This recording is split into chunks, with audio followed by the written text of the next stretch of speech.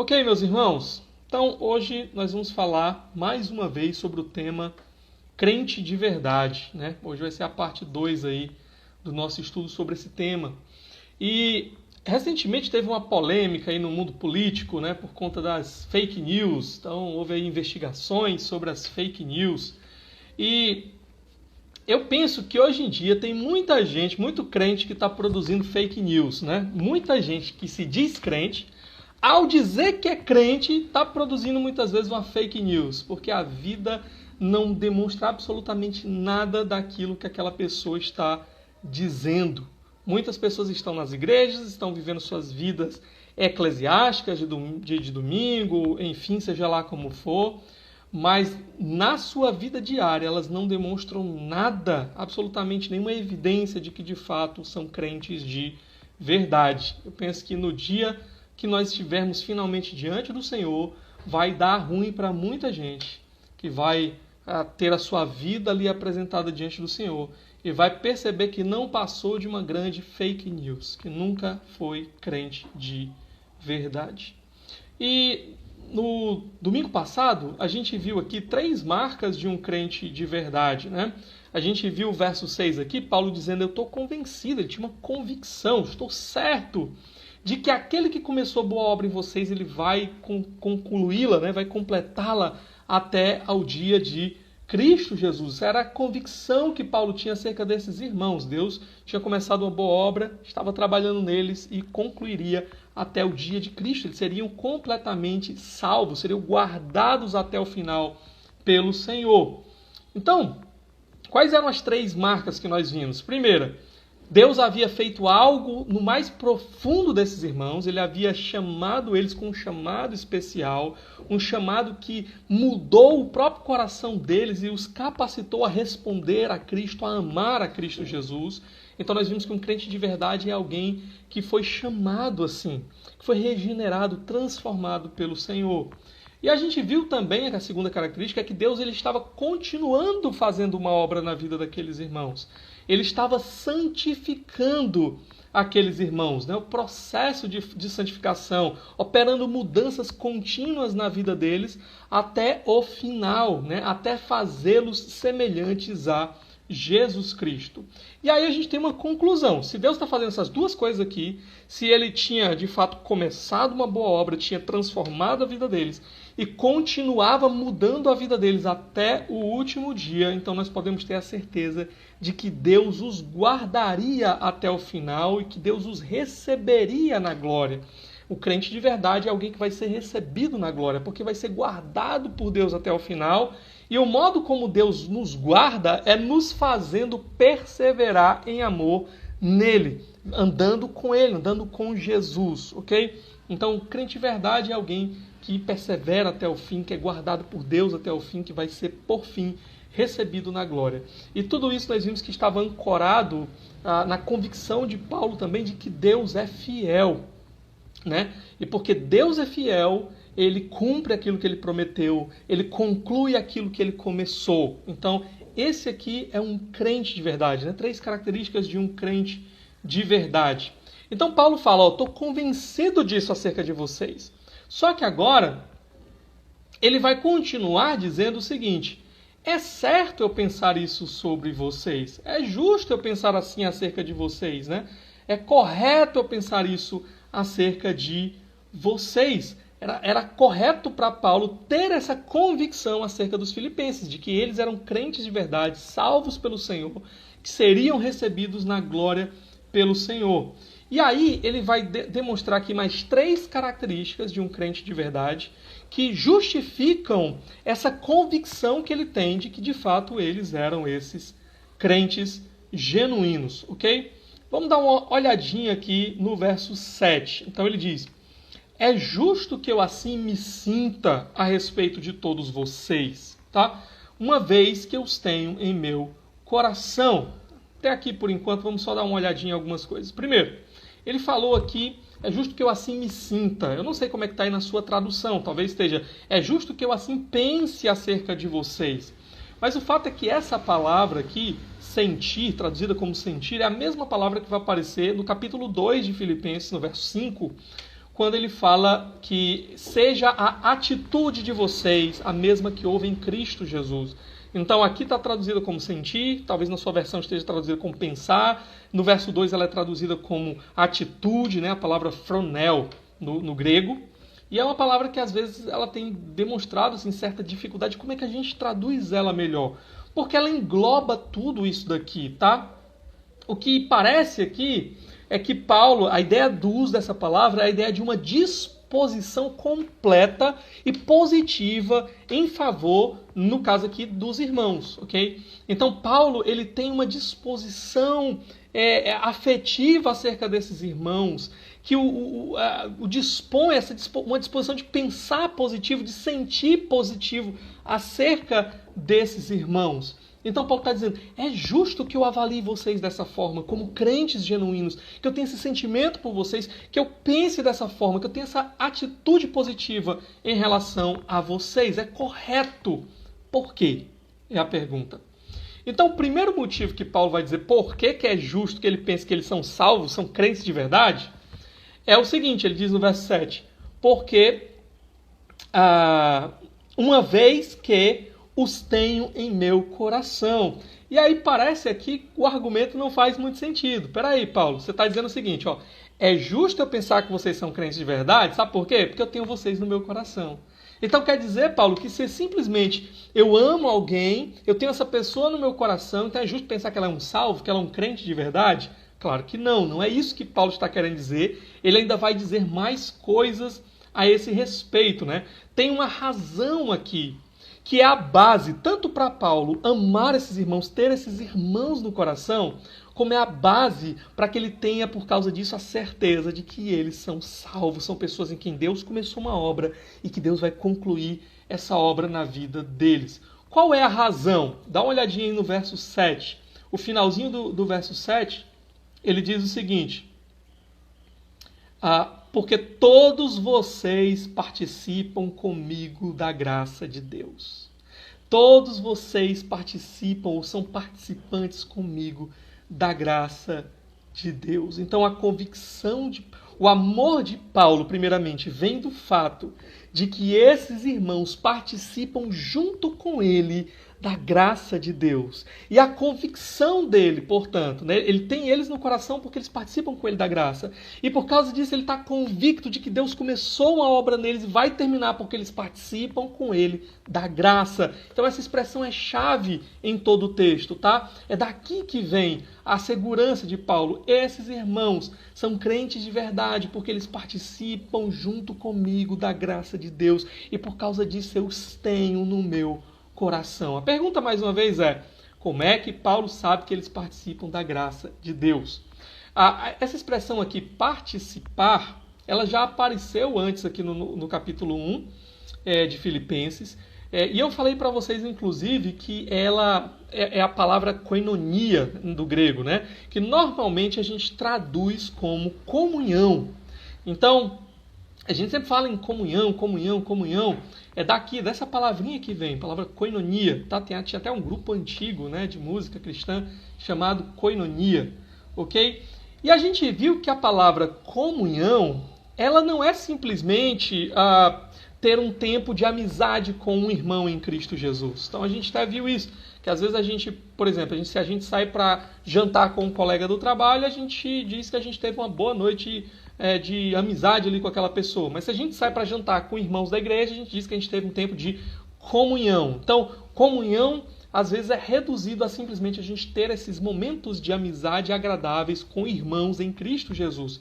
Mas no Novo Testamento, a palavra comunhão ela era usada para falar de algo mais profundo.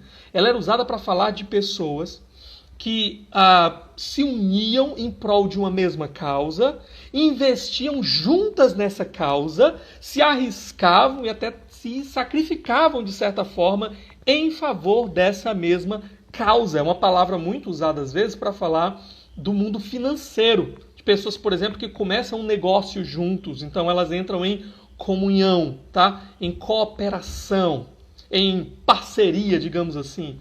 Então aqui a ideia é que esses irmãos, Paulo está dizendo, vocês entraram nessa comunhão juntamente comigo, vocês decidiram, né, vocês se juntaram comigo para ter o mesmo propósito, para investir no mesmo propósito, para se arriscar e se sacrificar pelo mesmo propósito. Então vocês são participantes, têm comunhão comigo na graça de Deus. E aqui, a expressão aqui, né, participam comigo da graça de Deus.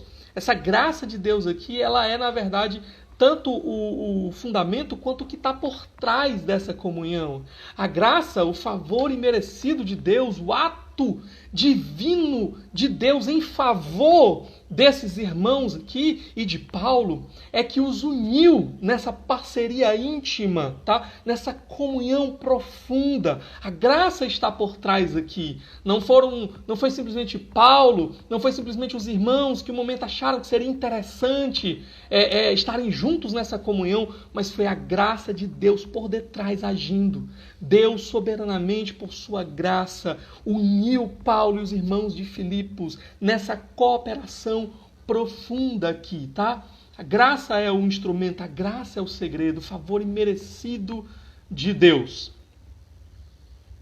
Então, diante disso, né, Paulo olha para esses irmãos, vê que eles foram alcançados pela mesma graça, transformados pela mesma graça, mudados pela mesma graça, chamados pela mesma graça, unidos com ele na mesma graça, para trabalhar, cooperar em favor do Evangelho, se sacrificar pelo Evangelho, investir no Evangelho. Paulo olha para isso e se pergunta, como não amar esses irmãos? Como não amar esses irmãos que têm estado comigo, se sacrificado comigo, que têm mostrado na vida deles que eles são cooperadores comigo da graça de Deus? Como é que eu não posso não amar esses irmãos? Agora, a pergunta para nós é, como é que eles demonstravam na vida deles que de fato eles compartilhavam da graça de Deus com Paulo? Como é que eles mostravam na vida deles que eles eram cooperadores junto com Paulo da graça de Deus? Tinham essa comunhão, essa cooperação junto com Paulo por causa da graça de Deus. Como eles mostravam? Cadê as evidências? Quais eram as evidências? Tá? E é aqui que a gente chega no nosso primeiro ponto aqui, a nossa primeira marca dessa noite de um crente de verdade. Tá? Um crente de verdade é alguém que investe na missão do Senhor. O crente de verdade é alguém que está disposto a sacrificar, a doar, a investir na missão do Senhor, ok? Então, está disposto a investir a sua vida, o seu tempo, os seus recursos, o que for necessário. O crente de verdade está disposto a investir nessa missão do Senhor.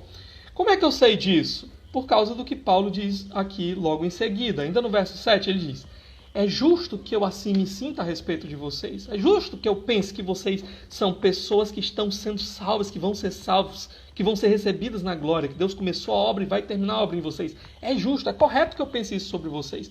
Por quê? Uma vez que eu os tenho em meu coração, porque eu tenho um amor profundo por vocês. Por quê? Porque vocês cooperam da graça de Deus comigo. Por quê? Como é que eu sei disso? Ele vai dizer aqui, depois de falar, né, de ter no coração, ele diz, pois, quer nas correntes que me prendem, quer defendendo e confirmando o Evangelho, todos vocês participam comigo da graça de Deus. Nessas duas expressões aqui, quer nas correntes, quer defendendo e confirmando o Evangelho, ele mostra como eles estavam unidos com ele, em comunhão, participando da graça de Deus. Então, o que significa dizer que eles participavam da graça de Deus com Paulo nas correntes de Paulo? O que significa isso? Significa, Paulo falando das correntes aqui, claramente está falando das suas prisões. Paulo estava, ao escrever essa carta, ele estava preso por causa do Evangelho. Está escrevendo de dentro de uma prisão. E o que ele está dizendo para eles é, irmãos, nas minhas prisões, vocês não estiveram ausentes. Nas minhas prisões, vocês estiveram junto comigo. Vocês estiveram cooperando comigo. Vocês estiveram se sacrificando junto comigo nas minhas prisões. Nas minhas prisões, vocês mostraram que foram alcançados pela graça, estavam sendo instrumentos de graça na minha vida, nas minhas prisões. Como? como eles estavam sendo esses instrumentos da graça, cooperando com Paulo nas suas prisões. Como? A gente já viu aqui, algumas mensagens anteriores, tá? Que primeiro, eles mostravam isso por meio da doação que eles fizeram para suprir as necessidades do apóstolo Paulo enquanto ele estava preso. Então Paulo vai falar sobre isso, vai falar que não só uma vez, mais de uma vez eles cooperaram com ele dessa forma, eles ajudaram ele nas suas necessidades, eles mandaram oferta para ele. Então esses irmãos, eles abriram mão de recursos pessoais que poderiam ser usados em coisas que eles gostariam, que eles queriam adquirir ou alcançar. Eles abriram mão de fazer uso desses recursos para si mesmos, às vezes até para a sua própria família, para ajudar Paulo na sua prisão, para suprir as necessidades de Paulo enquanto ele estava preso.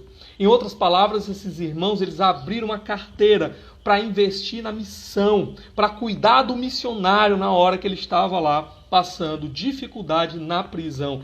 Ele que tinha sido preso não porque fez algo errado, não porque estava vivendo uma vida de pecado dissoluta, mas tinha sido preso exatamente por causa desses irmãos, por pregar o evangelho para eles e para outras pessoas. Então, esses irmãos estavam lá, cooperando com Paulo, sendo instrumentos da graça, do favor imerecido de Deus na vida de Paulo, suprindo as necessidades que Paulo precisava. Meus irmãos, quantas vezes eu mesmo fui ajudado assim, fui servido assim por irmãos que cooperaram, foram instrumentos da graça de Deus para abençoar a minha vida, a minha família, o meu ministério. Então, Paulo aqui, ele podia olhar para esses irmãos e ver que eles realmente estavam cooperando, estavam juntos com ele na missão, por causa dessa atitude de cuidado por ele, de entrega por ele, de oferta, de abrir mão, às vezes, de dinheiro, de bens pessoais, para servir na missão. Por que alguém, o que leva alguém a fazer algo assim? O que leva alguém a pegar, por exemplo, do seu dinheiro, do seu bolso, um determinado valor que ele podia comprar qualquer coisa para ele, uma roupa, um sapato, um jantar, uma viagem, e essa pessoa vai lá e investe na obra do Senhor? O que leva alguém a fazer isso, ok? Eu penso que todo cristão que foi alcançado de fato pela graça e encontrou-se com Jesus, viu Jesus, viu a graça de Deus agindo na sua vida, no final eles perceberam que eles servem a um Deus que deu o seu maior tesouro. Que na vida com Cristo, dar expressa amor. Porque Deus, ele mostra o seu amor ao doar, ao entregar, ao sacrificar algo. Nesse caso, Deus, ele mostra o seu amor ao dar o que ele tem de mais precioso, que era o seu próprio Filho amado, Jesus, em quem ele tinha todo o seu prazer. Eles perceberam que aquele que os salvou, o seu Senhor, Jesus, também mostrou o seu amor ao dar algo em favor deles. O que foi que Jesus deu? Tudo. Jesus deu o que de mais precioso ele tinha, ele deu tudo, ele não ficou com nada, porque ele deu a própria vida por eles. Ele deu a própria vida por eles. Então, se Cristo Jesus deu tudo, se o Pai deu o próprio Filho amado, como é que eles poderiam ainda ter uma mentalidade que só pensa nos seus próprios interesses? Ter uma mentalidade que só busca conquistar para si coisas nessa terra que está passando, conquistar bungigangas, conquistar status, conquistar bens, se eles estão servindo a um Deus que entregou tudo por eles. Então a graça, esse favor imerecido de Deus ao nos dar o seu Filho, de Cristo, ao nos dar a sua vida, de morrer, de sofrer numa cruz por causa dos nossos pecados, isso deve abrir os nossos olhos para fazer a gente enxergar que nós também temos um papel de dar, um papel de contribuir, um papel de investir, um papel de sacrificar na missão do Senhor. A gente já ouviu muitas vezes, aquela velha frase, Deus não precisa do nosso dinheiro. De fato, Deus não precisa do nosso dinheiro, ok? Mas a missão precisa. Muitas vezes na missão a gente precisa, sim, né, de recursos. Por exemplo, aqui na nossa igreja mesmo, né, só deixando claro como é que funcionam as coisas aqui na nossa igreja. Quando alguém dá o dízimo, faz uma oferta na nossa igreja, esse dinheiro não vem para mim, né, para o pastor. Talvez você, sei lá, foi de alguma igreja aí, foi de algum ministério aí, onde o pastor, tudo que entra na igreja, todos os recursos da igreja vai para ele. Pois pronto, eu nem vejo, tá? Tem a tesouraria na nossa igreja que administra toda essa parte. A tesouraria é composta por 2 irmãos ou irmãs que são eleitos pelos próprios irmãos a cada ano a eleição para tesoureiro, vice-tesoureiro. E ainda tem uma comissão de contas que é quem vai depois avaliar todas as notas fiscais, todas as entradas e saídas da igreja. E toda a nossa assembleia, a gente faz uma assembleia, uma reunião, uma vez a cada 2 meses, a prestação de contas de tudo que entrou, de tudo que saiu, que passa pela avaliação de todas essas pessoas aí envolvidas. Primeiro tesoureiro, segundo tesoureiro e 3 irmãos eleitos pela igreja para compor a comissão de contas. Pronto. É assim que a gente lida com o dinheiro na nossa igreja, para sermos o mais transparente possível, para usarmos bem os recursos para a glória de Deus e para a edificação do reino, ok? Então, eu, por exemplo, recebo um salário da igreja, né? Um salário que a própria igreja decidiu em assembleia quanto é que eles queriam me pagar para ser pastor aqui na igreja. Então, é isso que eu recebo. A tesouraria vai lá no começo de cada mês e me dá o meu salário. O restante, eu dou o dízimo como todos os irmãos, daquilo que eu recebo, dou oferta como os irmãos também, né? Na missão, às vezes a gente está precisando de alguma coisa, às vezes a gente tira do bolso também para servir na obra do Senhor. Então é basicamente assim que funciona a questão de dízimos e ofertas na nossa igreja. Ok? Agora, nós estamos aqui nesse momento planejando a construção da nossa igreja. A gente não tem um prédio, não tem um templo, mas a gente conseguiu comprar um terreno, a gente já tem todo um projeto e a gente quer construir a nossa igreja, ok? O que a gente precisa para construir? Recurso financeiro. De onde é que vai vir esse recurso? Não vai vir da prefeitura, não vai vir da presidência, não vai vir dos nossos vizinhos, vai vir de nós mesmos, vai vir do nosso bolso, né? Meu e de cada um dos irmãos da nossa igreja e de outros irmãos em outras igrejas que quiserem cooperar conosco nessa construção. Para que construir, né? Vamos ficar se reunindo. A gente hoje está se reunindo num prédio da prefeitura, né? Na Secretaria do Trabalho e da Assistência Social. Vamos continuar se reunindo lá.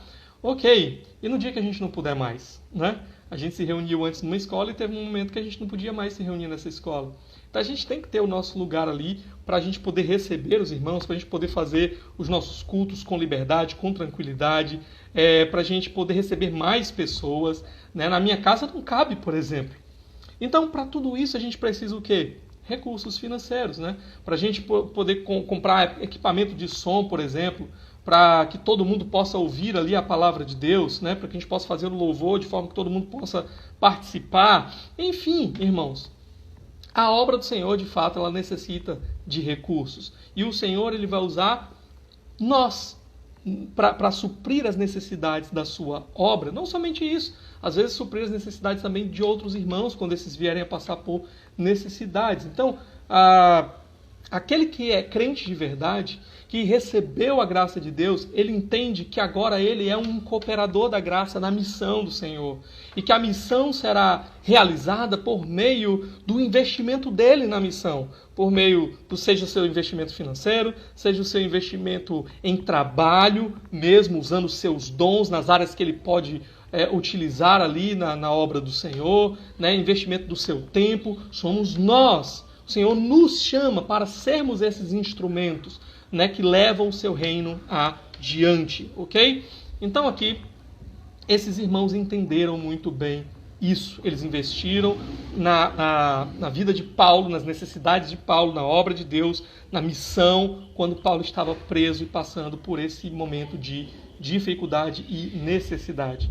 Mas outra coisa, uma outra maneira como eles cooperaram com Paulo nas suas cadeias, na sua prisão, foi não somente por meio dessa oferta financeira que eles fizeram, mas ao enviar Epafrodito. A gente ainda vai ver, eu não vou adiantar aqui, porque nos próximos domingos a gente ainda vai ver aqui Epafrodito ser mencionado na carta aos Filipenses e a gente vai falar algumas coisas acerca dele.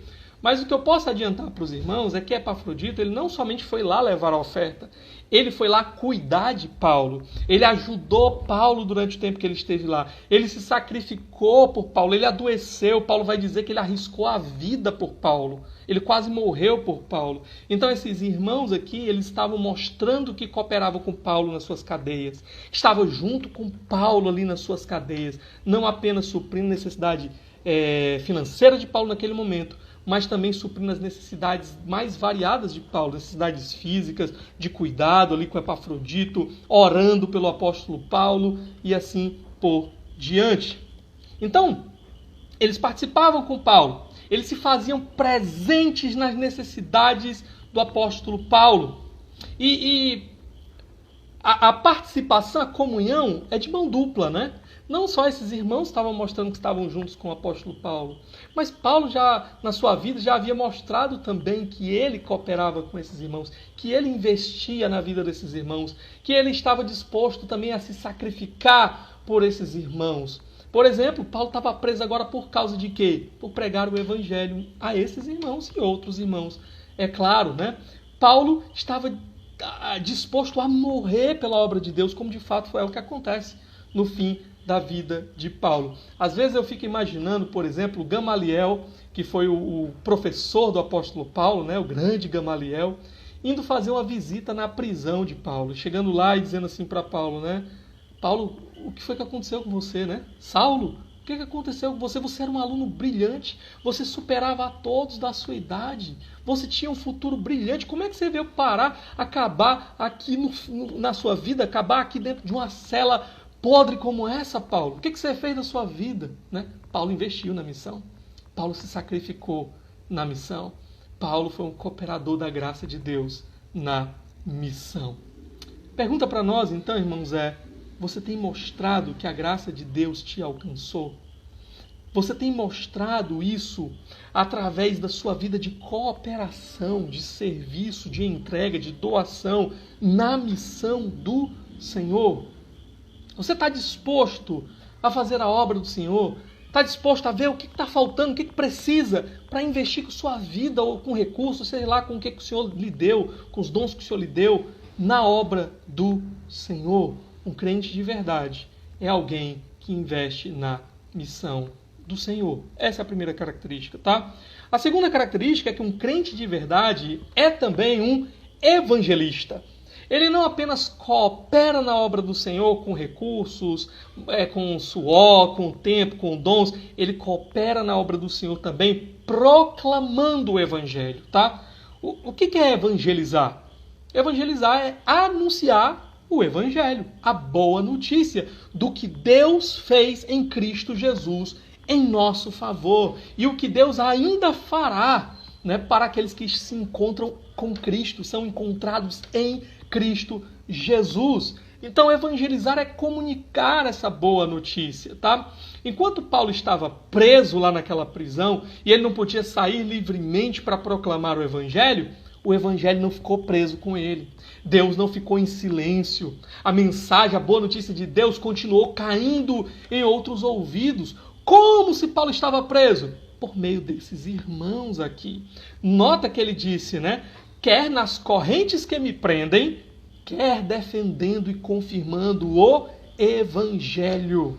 Esses irmãos, eles defenderam o Evangelho, eles confirmaram o Evangelho, eles pregaram, anunciaram o Evangelho enquanto Paulo estava preso. Eles não se calaram. Ok? Então, eles deram continuidade à obra do Senhor ali. Às vezes a gente pensa, né, que pregar o evangelho é o papel só do pastor, né, porque o pastor é o pregador, ok? Mas aí se o pastor for tirado, se o pastor morrer, se o pastor sair, se acontecer alguma coisa com o pastor, e aí? A obra de Deus para? Não deve parar, não deve parar. Porque ela deve ser continuada, anunciada por aqueles irmãos, aqueles que estão unidos com Jesus, aqueles que são crentes de verdade. Eles dão continuidade. Para quem foi o mandamento lá de Jesus? Né, no finalzinho de Mateus capítulo 28, versos de 18 a 20, lá, quando ele diz, ide, né, façam discípulos de todas as nações, batizando-os em nome do Pai, do Filho e do Espírito Santo, ensinando-os a guardar tudo o que eu vos tenho ordenado. Para quem é esse chamado do Senhor Jesus? É só para o pastor? Não, É para mim, sim, mas é para você também. Todos nós temos a responsabilidade de anunciar a boa notícia do Senhor, que é poder de Deus para salvar todo aquele que crê. Então, se você foi salvo de verdade, se você estava lá à beira do inferno terrível e eterno por causa dos teus pecados e você foi alcançado, foi arrancado de lá pelo Evangelho, pela boa notícia, pela morte de Cristo naquela cruz em seu favor, pagando o preço dos seus pecados, como é que você pode guardar isso só para você? Um pregador no passado já disse, né, que naquele dia talvez nós estejamos lá diante do Senhor e algumas pessoas vão gritar para nós: por que você não pregou para mim? Por que você não falou com mais clareza? Talvez alguns dos nossos familiares gritem para nós: por que durante todo o tempo que convivemos você não falou do Evangelho para mim? Por quê? Como é que eu posso reter essa boa notícia só para mim? Se você tem nas mãos a mensagem que pode salvar pecadores, pode salvar os seus vizinhos, pode salvar os seus amigos, pode salvar os seus familiares, como é que você pode guardar isso só para você? Como não anunciar essa mensagem? Ah, pastor, mas é porque eu não sei falar. Ah, pastor, mas é porque, sabe, eu preciso conhecer ainda muitas outras coisas, eu sou incapaz. Irmãos, sabe qual é a razão que eu acho do porquê que muitas vezes a gente não comunica o Evangelho com as pessoas? Porque falta empolgação. Falta empolgação com a mensagem do Evangelho. Sabe? Aquela compreensão do que ali, que mexe dentro do nosso interior, que muda a nossa vida, que nos empolga. Acho que falta isso, às vezes, na gente.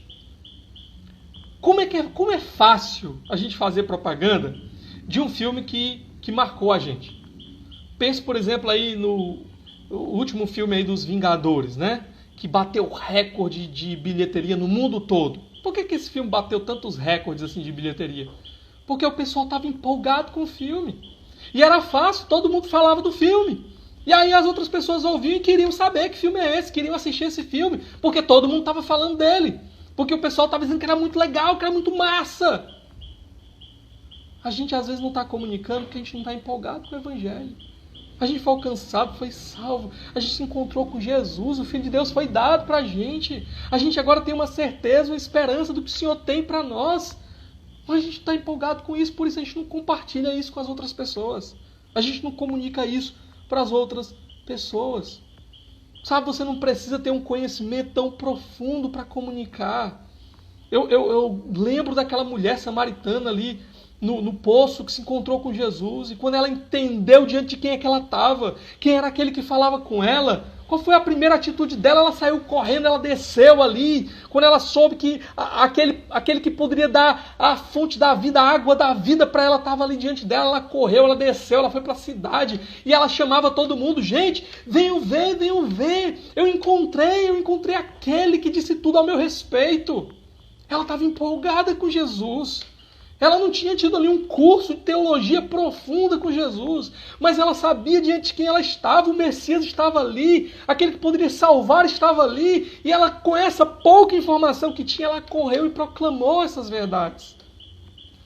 Quando eu olho para Jesus, por exemplo, curando muitas pessoas no seu ministério, e aí muitas vezes ele vai dizer para as pessoas assim, né, a gente lê os evangelhos e isso se repete muito, ele dizendo assim: olha, não conte para ninguém.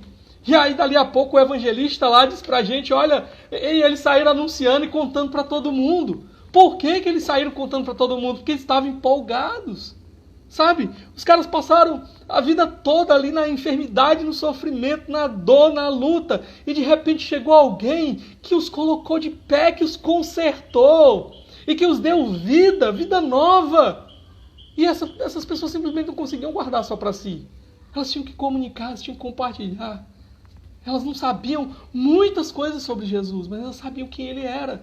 O Messias prometido, o Deus de Israel. Ele veio visitar o seu povo, ele veio salvar o seu povo, ele veio trazer cura para o seu povo, ele veio trazer restauração para o seu povo, ele veio trazer vida nova, libertação da escravidão do pecado. Eles sabiam só isso. E eles compartilhavam o Evangelho. Se você não tem essa empolgação, se você não tem tido essa empolgação de falar de Jesus, de aproveitar as oportunidades, Eu falei, né, o filme, você não fica pensando, peraí, como é que eu vou falar com aquela pessoa sobre esse filme? No meio de uma conversa, você bota lá o filme lá no meio. Tu já assistiu aquele filme? Rapaz, que filme bom, né? Com Jesus também. O Senhor dá muitas oportunidades para a gente falar de Jesus. A gente quer, muitas vezes não aproveita essas oportunidades. Fica com medo de anunciar, né, o nosso Jesus. Se essa é a sua situação, ore ao Senhor. Peça ao Senhor. A Bíblia diz que aquilo que a gente pede, segundo a vontade do Senhor, a gente recebe. E sabe de uma coisa? É vontade do Senhor que você anuncie o Evangelho. Então, por isso eu sei que se você pedir ousadia, coragem, se você pedir sabedoria, Ele vai dar. Ele tem prazer em dar, porque é vontade dEle. Ele te chamou exatamente para isso. Então, ore ao Senhor. Coloque diante do Senhor. E o nosso texto continua e ele vai nos apresentar aqui a terceira característica de alguém que é crente de verdade. Crente de verdade, ele coopera com a missão do Senhor, ele investe na missão do Senhor. O crente de verdade, ele anuncia o evangelho do Senhor. E o crente de verdade, ele também ama os seus irmãos, ele ama os seus companheiros de missão, tá?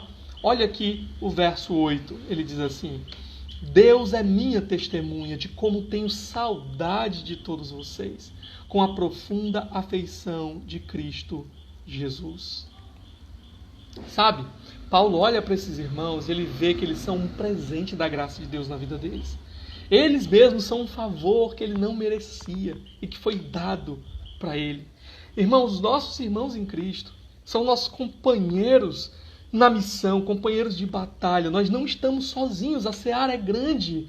Os trabalhadores são poucos, mas há trabalhadores ali ao nosso lado para trabalhar junto conosco nessa seara, na caminhada, na vida cristã. A igreja é isso. A igreja é esse coletivo. A igreja é essa comunidade de irmãos preciosos que o Senhor coloca na nossa vida.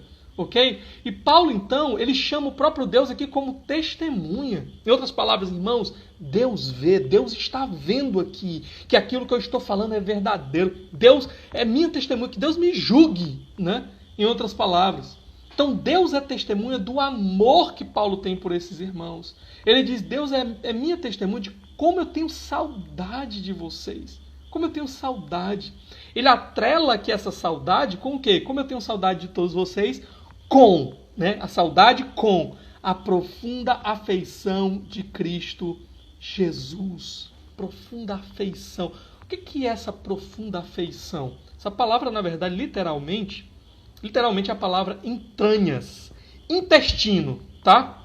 Em outras palavras, é como se Paulo estivesse dizendo assim, irmãos, tenho saudade de todos vocês com o intestino de Jesus Cristo. Ficaria ruim, né? Para a gente entender se a nossa tradução fosse assim. Literalmente é assim. Mas o que significava isso nos dias de Paulo?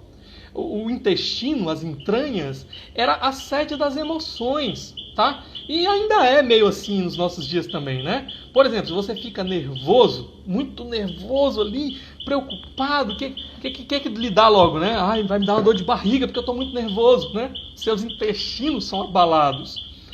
Se você fica extremamente estressado, algumas pessoas vão dizer assim, cuidado, isso pode dar uma úlcera em você, né? Lá no seu estômago, lá nos seus intestinos. As pessoas, quando elas se apaixonam, como é que elas dizem, né? Ixi, eu senti como se fosse borboletas no meu estômago, né? Embrulhou aqui dentro. Então, o intestino aqui são a sede das nossas emoções.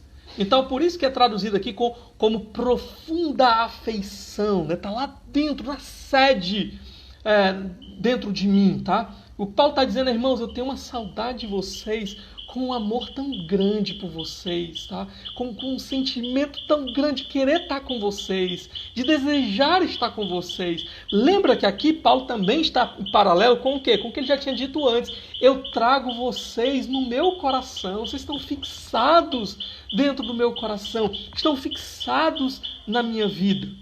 Então aqui manter no coração, fixado no coração, é paralelo a esse desejo de estar com eles, né? Que mexe interiormente com o apóstolo Paulo. Agora, o mais surpreendente de toda essa construção de Paulo aqui é que ele vai dizer que essa profunda afeição que ele tem é a mesma que Cristo Jesus tem por esses irmãos. Com a profunda afeição de Cristo Jesus. Olha o que Paulo está dizendo aqui, tá? Como é que funciona isso? Eu penso, Cristo em Paulo, Cristo habitando em Paulo, ele faz com que Paulo sinta por esses irmãos o mesmo tipo de sentimento de afeição que Cristo tem por eles. Então, o que Paulo está dizendo aqui é que o desejo de estar com esses irmãos, o amor que ele tem por esses irmãos, é o mesmo amor que Jesus tem por eles. Irmãos, isso aqui parece tão, às vezes, diferente da experiência que a gente tem na nossa vida cristã, sabe?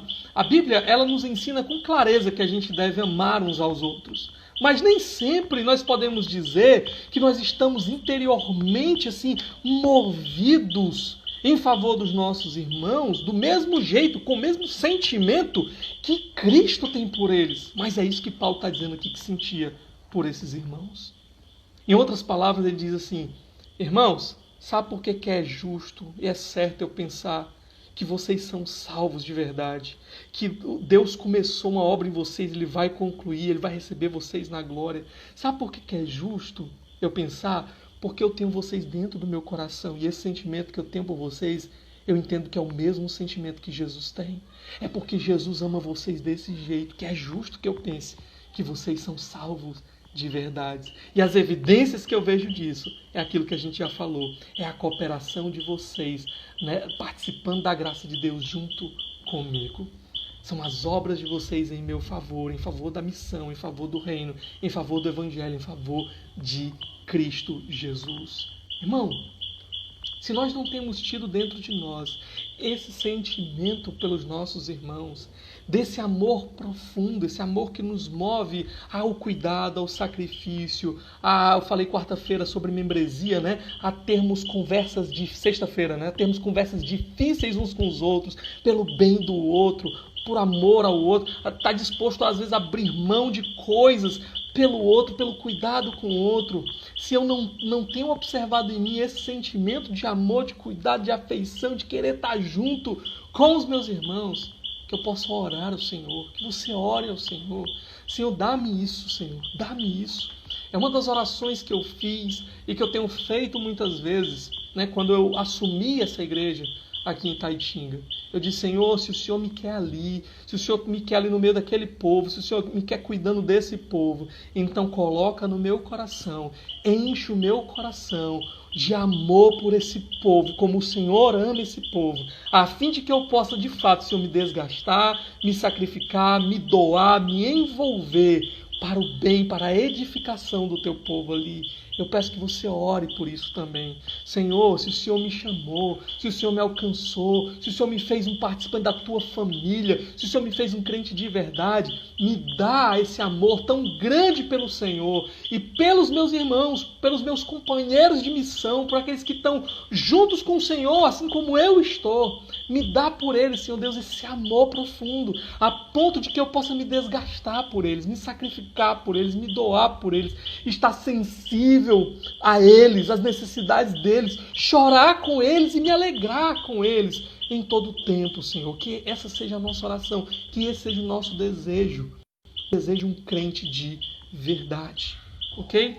Então, irmãos, o meu desejo é que a gente experimente tudo isso na nossa vida. Que nós mostremos que somos crentes de verdade. Que examinemos nossas vidas e percebamos que somos crentes de verdade. Por quê? Porque há amor uns pelos outros. Porque há cooperação na missão. Há investimento na missão. Porque há proclamação dentro da missão, tá? E dentro disso daqui, eu retomo algo que eu já falei antes, tá? O meu desejo é que você esteja empolgado com Jesus.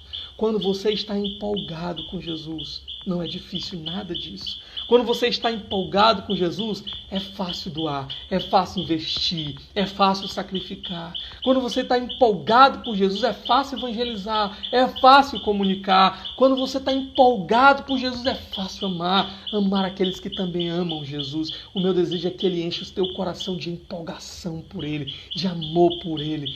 Esse é o meu desejo, que Cristo faça isso. Um outro motivo, sabe, do porquê que às vezes a gente não se entrega dessa forma? Por que a gente às vezes não demonstra tudo isso na nossa vida cristã? Porque às vezes a gente esquece. quem de fato nós somos. Que estarmos unidos com o Senhor, como membros do seu corpo, da igreja, é obra da graça. Cooperadores com a sua graça. É graça. Se é graça, significa que eu não merecia nada disso. O que eu merecia, por causa dos meus pecados, era um inferno terrível e eterno. Sabe o que o Senhor me deu? Ele me deu Ele mesmo. Ele me deu o que de mais valioso existia. Ele se entregou para ter comunhão comigo, para me amar, para andar comigo. E Ele me entregou as maiores promessas de vida que eu poderia ter. Diante disso, irmãos, é fácil sacrificar, é fácil doar. Se a gente tem essa visão da graça, é fácil. Sabe por quê? Porque tudo mais começa a perder valor. Deixa eu te dar um exemplo disso, tá?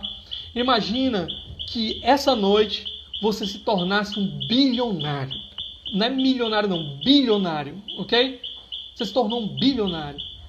Quais são as coisas materiais que você tem na sua casa que você valoriza? Que você, eu tenho muito prazer em ter isso daqui. Você tem um carro? Você tem uma televisão, né? Eu comprei essa televisão, eu amo essa televisão, né? O que você tem de valor assim que você valoriza, tá? Se você virasse bilionário hoje, qual seria o valor que você daria para essas coisas? Sabe aquele carro lá que você comprou? Não, rapaz, trabalhei muito, ralei, mas enfim, consegui comprar um Corolla. Você virou bilionário. E aí? Corolla não é mais nada para você. Não é mais nada, porque você pode agora comprar carros muito superiores que você nem imaginava que poderia. Sabe aquela televisão? Não é mais nada para você. Por quê? Porque agora você pode botar um cinema dentro da sua casa. Então, porque você ganhou muito mais do que você jamais imaginava, todo o resto perde valor. Deixa de ter aquele senso de importância que tinha antes. Sabe, gente? A gente encontrou o tesouro escondido. A pérola de grande valor. A gente encontrou aquilo que vai durar para sempre, que vai durar por toda a eternidade. Tá? Cristo Jesus vai estar com a gente para sempre. E não haverá mais choro, nem lágrima, nem dor, nem sofrimento, nem coisa alguma. O que essas coisas aqui que a gente experimenta que estão passando, que vão ficar para trás, que vão se desfazer, que vão acabar, que vão enferrujar, o que essas coisas têm para nos oferecer diante do que Cristo nos dá? Quando eu entendo isso, fica fácil me doar no reino, fica fácil investir no reino, fica fácil sacrificar no reino, fica fácil amar. Fica fácil amar, porque aquilo que agora é objeto do meu amor excede o valor de todas as coisas. Vamos orar nesse momento? Que o Senhor possa fazer estas verdades aparecerem, brotarem no nosso coração. Vamos orar.